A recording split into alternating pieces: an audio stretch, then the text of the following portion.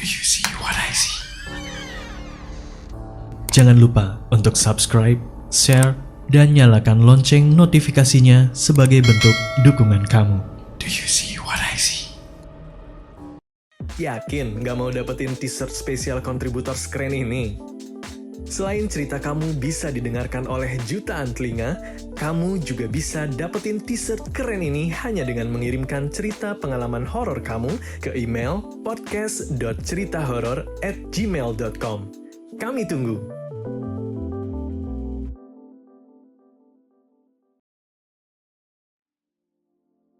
Halo semuanya, nama gue Al dan gue mau sharing salah satu cerita pengalaman yang terjadi udah cukup lama dan ini terjadi di lokasi kerja bokap gue.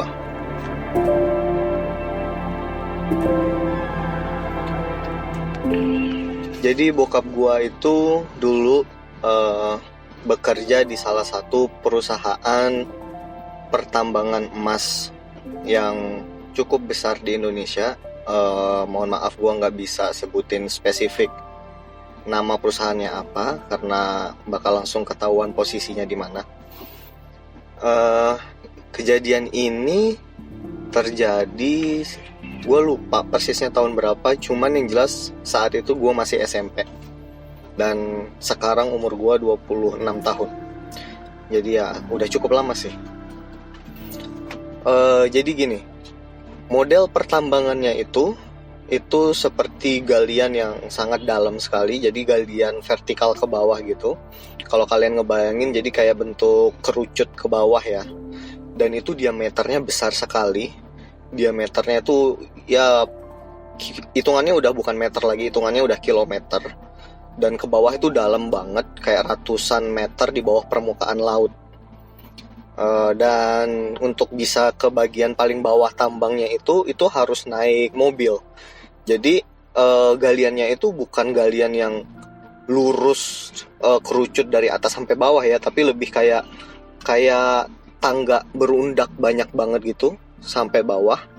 Dan tinggi antara satu anak tangga ke anak tangga yang ke bawah itu sekitar 15 meter, luasnya juga 15 meter. Jadi bisa muat beberapa mobil sekali jalan. Jadi kalau dari atas mau ke bawah itu kayak jalan spiral gitu ke bawah. Makin ke bawah makin kerucut, makin ke bawah makin kerucut.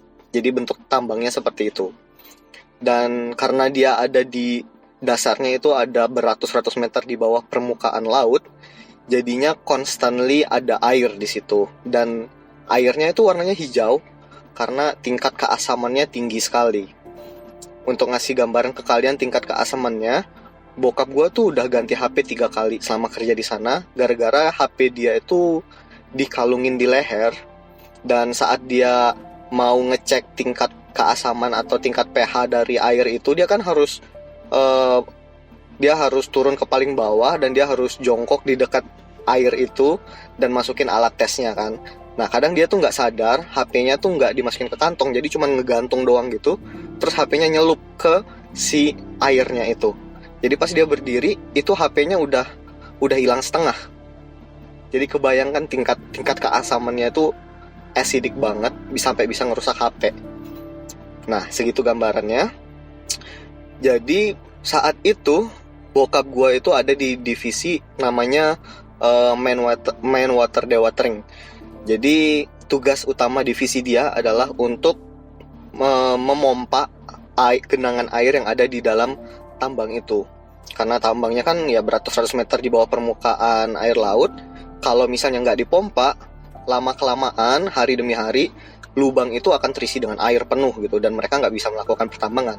Jadi ada divisi khusus yang memompa air asam itu untuk keluar supaya si sumur tambangnya yang dalam dan gede banget itu kering gitu. Nah suatu hari bokap gua itu ditugaskan untuk ngeberesin jadi karena setiap hari tambang itu diperbesar lagi. Jadi di lantainya, di jalannya itu bakal constantly ada pasir lah, tanah lah, bebatuan lah, yang harus diberesin gitu, harus dibersihin supaya truk-truk raksasa itu bisa jalan ngelewatin itu dengan mulus dan nggak tergelincir sampai akhirnya jatuh ke dalam air asid itu. Tujuannya seperti itu. Dan untuk ngebersihin bongkahan-bongkahan batu itu diperlukan alat berat namanya ekskavator. Kalau kalian nggak tahu ekskavator, itu sejenis kayak alat berat gitu yang punya garukan gitu, kayak skop gede gitu, kayak tangan satu terus ada skopnya di depannya. Nah, itu pakai gitu, namanya ekskavator. Waktu itu bokap gua masuk siang kebetulan, dan tugas dia hari itu adalah untuk ngebersihin area jalur si yang gue bilang tadi yang kayak spiral itu, kayak anak tangga itu, untuk turun. Kebetulan paginya itu habis hujan deras kata bokap gua. Jadi dia nggak mau langsung untuk ngambil tugas itu dan naik ke atas ekskavator. Dia pasti akan ngecek kondisi dulu, lihat situasi, karena taruhannya nyawa kalau misalnya dia ngambil decision yang salah, ya kan. Jadi dia ngecek kepadatan tanahnya, karena kan alatnya alat berat ya. Dia takut kalau ada apa-apa gitu. Dan setelah dia menginspeksi, dia ngambil kesimpulan kalau ini nggak aman. Karena baru saja hujan, tanahnya jadi gembur, jadi lunak. Takutnya kalau dia naik ke atas ekskavator dan mulai bergerak, tanahnya nggak bisa nahan berat si ekskavator dan akhirnya ekskavatornya jatuh gitu. Dan ya kalau lu jatuh ke dalam genangan air asam itu, HP aja bisa hilang gitu, apalagi badan lu gitu kan. Ya gue juga nggak tahu sih waktu itu, waktu dia cerita masalah HP tuh bener kejadiannya secepat itu atau enggak, gue juga nggak ngerti sih. Yang jelas itu air acidic banget gitu, berbahaya banget. Jadi diputuskan sama bokap gue nggak mau ambil kerjaan ini. Akhirnya dia maju ke atasannya, dia bilang dia nggak mau ngambil kerjaan itu, dia minta di rotasi untuk hari itu ke tugas yang lain gitu. Jadilah dia dirotasi, karena ya bokap gue cukup didengarkan lah pendapatnya di sana, emang orang lapangan banget gitu. Yang bokap gue nggak tahu adalah, tadinya bokap gue berpikir setelah dia memberitahu hasil inspeksi dia, pekerjaan itu akan ditunda sampai mungkin kondisinya lebih kondusif, mungkin saat tanahnya mulai padat lagi, mulai kering lagi gitu.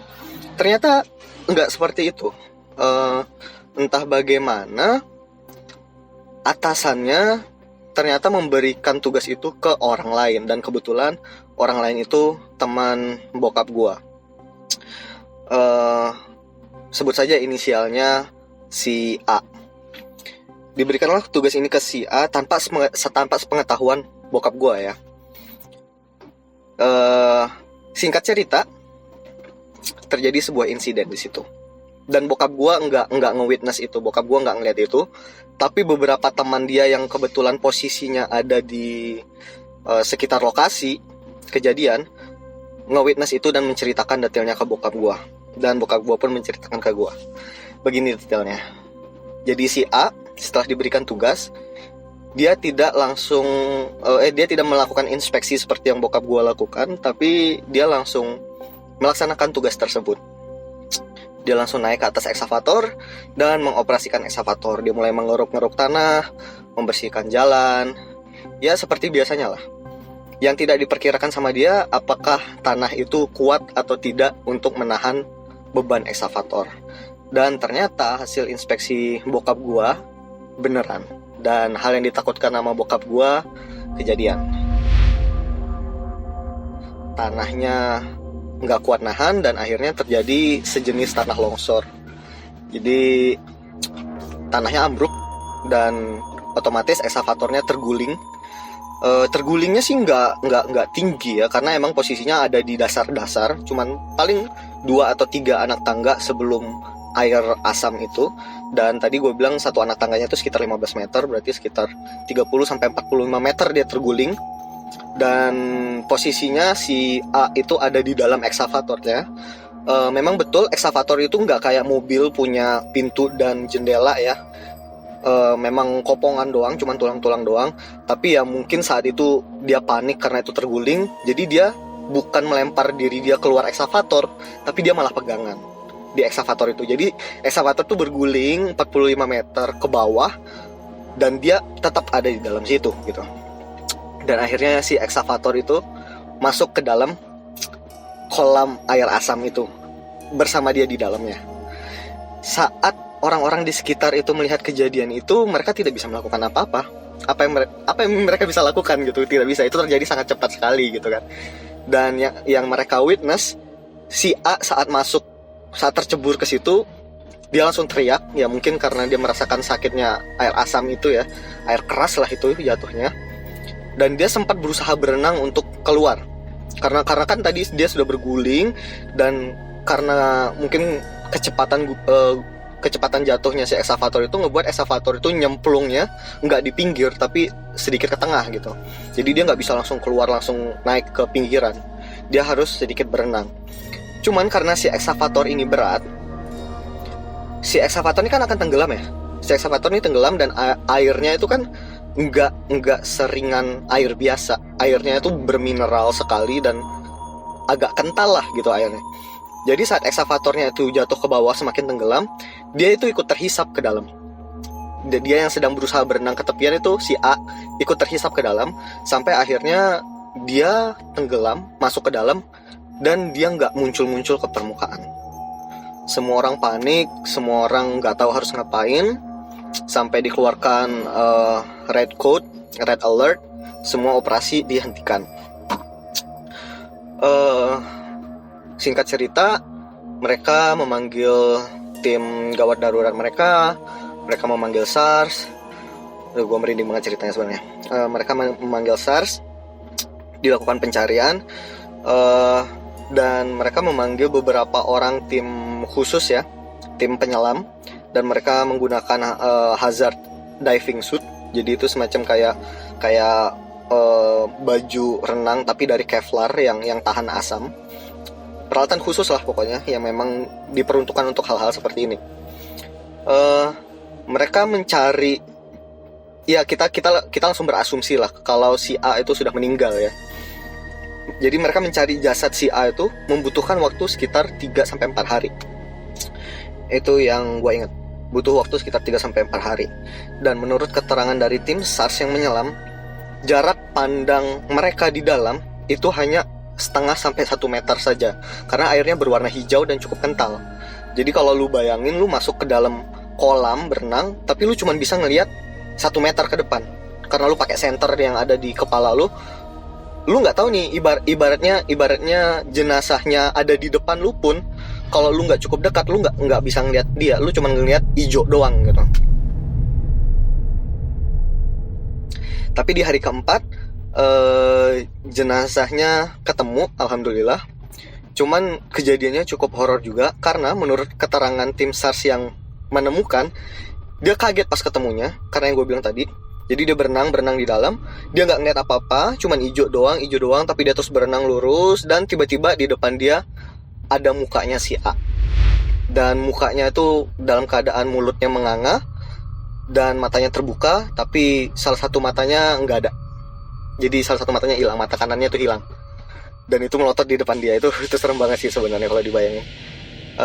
Tapi singkat cerita ya, dia akhirnya dievakuasi, terus dia dikembalikan ke rumah duka.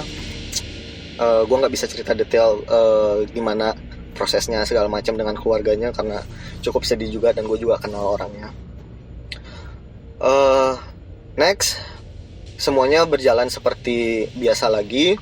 Protokol keselamatan lebih ditingkatkan lagi, dan mulai diadakan training lagi, inspeksi lagi. Mereka mulai mendengarkan pendapat bokap gue, karena bokap gue orangnya cukup detail untuk hal safety. Saat dia berpikir itu terlalu berbahaya, ya sudah gitu. Setelah kejadian itu sekitar 2-3 bulan itu nggak ada kejadian apa-apa lagi ya. Tapi one day, suatu malam, bokap gue masuk malam, oke. Dan malam itu tugas dia dan beberapa temannya, ada sekitar 3 orang, jadi mereka berempat satu tim. Tugas dia adalah pengamanan. Jadi ada bagian hutan gitu di pertambangan situ, di mana sirkuit alat-alat mereka seperti pompa dan segala macam itu berada gitu. Jadi kayak ada banyak gudang-gudangan, ruang-ruangan sirkuit, ruang control panel itu ada di situ. Dan itu di tengah-tengah hutan posisinya. Dan malam itu tim bokap gua 4 orang bertugas menjaga di situ. Oke. Saat sekitar jam 1 malam mereka dapat giliran untuk makan malam ya. Jadi ada tim khusus yang mengantarkan makan malam. Salah satu dari mereka harus menjemput makanan tersebut di meeting point, dan bokap gua yang ditunjuk. Entah apa yang ada di pikiran bokap gua, dia berpikir untuk ngerjain teman-temannya. Jadi saat dia ngambil makanan itu, dia juga ngambil kain dari tasnya dia yang dia udah siapin dari rumah, kain putih gitu, mungkin karena nyokap gua juga nggak tahu. Dan dia pakai itu. Terus dia ngebawa makanan itu sambil berniat nakut-nakutin tim satu kelompok dia yang 3 orang. Dia memakai bahasa daerah yang artinya seperti ini. Jadi dia berjalan dari belakang sambil berkata, "Mana mata kananku? Mana mata kananku?" Seperti itu. Ketiga temannya tuh lari terbirit-birit. Tapi ya itu hanya bercanda ya. Dan ya akhirnya mereka hanya guyon-guyon biasa, saling ngata-ngatain dan makan lagi sambil mengenang teman mereka itu. Terus salah satu dari mereka nyeletuk lagi, kalau seandainya dia benar-benar datang ke sini dan nyari, serem kali ya, gitu. Ya kalau dibayangin emang serem. Terus sekitar jam 2:30 malam, bokap gua sakit perut dan izin untuk ke toilet yang ada di salah satu bangunan control panel. Jadi bokap gua pergi dan ninggalin temannya bertiga. Temannya bertiga ini ngobrol ngalur ngidul gitu, karena mereka nggak ada kerjaannya bener-bener cuman ngawasin doang in case ada something happen gitu. Tiba-tiba ada suara kresek-kresek dari salah satu sudut semak-semak. Suara kresek-kresek dan mereka nggak terpikir apa-apa ya, mungkin karena sebelumnya udah dikerjain sama bokap gua gitu.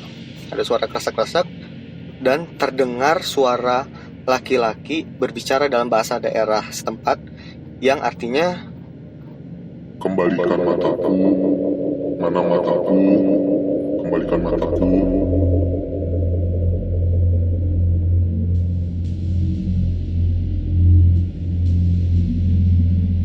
Terus menerus seperti itu. Dan mereka sempat, yang tadinya cekikik, mereka sempat terdiam dan mencoba memperhatikan, mendengarkan gitu dengan sesama. Terus mereka nggak menghiraukan lagi karena mereka langsung berpikir, wah ini dia mau ngerjain kita lagi nih gitu. Jadi mereka nggak menggubris. Terus tiba-tiba ada suara sesuatu yang menggelinding ke arah mereka, ke arah kaki mereka gitu. Seperti batu atau bola gitu kecil yang dilempar gitu. Jadi menggelinding ser gitu sampai menyentuh salah satu kaki teman bokap gua. Saat menyentuh berasa dong, dia lihat ke bawah dan itu mata guys, yang ngehadap ke mereka. Jadi matanya ngehadap ke atas. Di situ mereka masih belum berpikir sesuatu yang serem ya, mungkin cuman kaget aja. Tapi mereka mungkin berpikir, wah dia ini ngerjain kita udah ekstrim nih levelnya nih, main-main nih. Dan mereka mulai manggil-manggil bokap gua, keluar lo, ibaratnya gitu. Nggak usah main-main gini lagi deh, nggak enak, orangnya udah nggak ada loh, jangan dibecandain kayak gini gitu. Terus dari arah yang tadi ada suara kresek-kresek itu di semak-semak, muncul siluet orang yang jalan tiba-tiba, dan mereka semua langsung mengarah ke sana sambil ngata-ngatain gitu, kayak bajingan lo gitu, jangan gini lah, udah nggak lucu gitu. Tapi semakin dekat karena semak-semak itu kan gelap ya, semakin dekat semakin terkena cahaya dari ledonnya mereka, dari tempatnya mereka itu, semakin terlihat bahwa itu si A yang masih pakai seragam kerjanya dia waktu kejadian, basah kuyup, seragamnya robek-robek seperti termakan air keras, mulutnya menganga, matanya melotot, dan mata kanannya nggak ada. Mereka semua panik, mereka semua lari ke arah ruang kontrol panel yang ada toiletnya, di mana bokap gua sedang buang air besar, dan ternyata memang bokap gua masih di situ sedang buang air besar. Mereka langsung gedor-gedor, bokap gua keluar dan mereka cerita semuanya. Bokap gua ya setengah percaya, mikirnya jangan-jangan mereka cuma mau nakutin bokap gua doang, mau balas dendam soal yang tadi. Akhirnya mereka sepakat untuk balik lagi ke ledonnya mereka, ke posnya mereka. Begitu mereka balik, si A udah nggak ada dan si Mata itu udah nggak ada.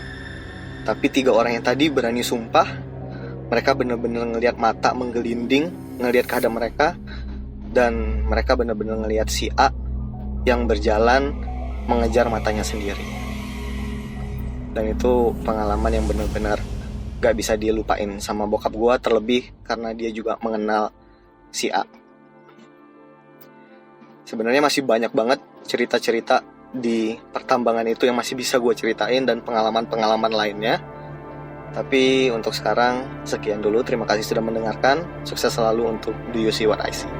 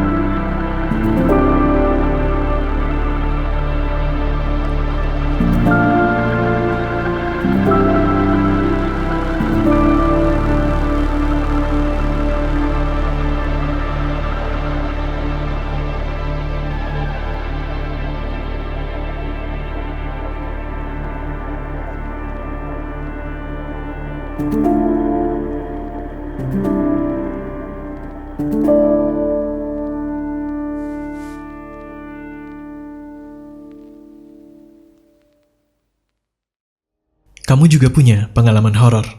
Kirim cerita kamu ke alamat berikut. Do you see what I see?